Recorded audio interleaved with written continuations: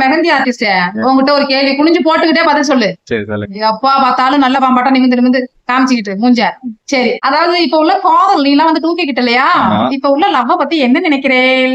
நாங்கெல்லாம் 90s kids பொறுப்பா காதலிச்சோம், குடும்பத்துக்காக காதலியே தூக்கி எரிச்சோம். 27 தானே உனக்கு ஏஜ், அப்புறம் நீ தூக்கிக்கிட்டு தான் சொல்லு. சொல்லும் சொல்லி தொலையும். எங்களுக்கு என்னன்னா அவசரம் அப்படிதானே? எப்படி டாய்லெட் கூட அந்த மாதிரிதான். சோ வந்து தூக்கிக்கிட்டு என்ன பண்றது அப்படின்னா அவசரத்துல கல்யாணம் பண்ணிடுறாங்க. அப்புறம் வந்து எல்லா கமிட்மெண்ட்டுக்கும் ஆளானதுக்கு அப்புறம் ஏன்டா கல்யாணம் பண்ணணும் அதுக்குதான் இந்த மாதிரி கல்யாணம் விட்டு இன்னொருத்தர் பார்த்துட்டு ஓடுறது. அப்படிதானே?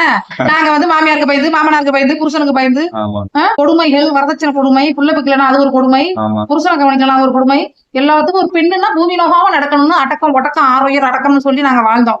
நீங்க எல்லாம் பிடிச்சா வாழ்றீங்க, இல்லன்னா டைவர்ஸ் வாங்கிக்கிறீங்க, இல்லன்னா விட்டு இன்னொருத்தர் கூட ஓடி போடுறீங்க. என்ன சொல்லக்கூடாதுக்கா, நான் அந்த மாதிரி ஆள் கிடையாது. தூக்கிக்கிட்டு சொல்லி பொதுவா சொன்னேன்டா, நீ ஏன்டா கொந்தளிக்கிற? சரி, நேத்து அழுது வீடியோ போட்டேன், நீ வந்ததுனால, என் தம்பி வந்ததுனால கொஞ்சம் சிரிச்சிட்டேன். கண்டிப்பா இதுக்கப்புறம் எப்போதும் சிரிப்பீங்க நம்பிக்கை. அப்படியா? நேத்து பொசுக்கும் ஒருத்தவங்க குழந்தை இல்லையான்னு கேட்டு குத்தி காமிச்சுட்டாங்க, அதுக்குன்னு அழுதுட்டேன், ரொம்ப அழுதுட்டேன். தட்டி விடு ஊரு 1000 பேசும். நம்ம உள்ள என்ன ரொம்ப நல்ல பையங்க, யாரே லவ் பண்றியாடாங்கிற இல்லங்கிறான், ஆளு ஃப்ரீயா தான் இருக்கான்.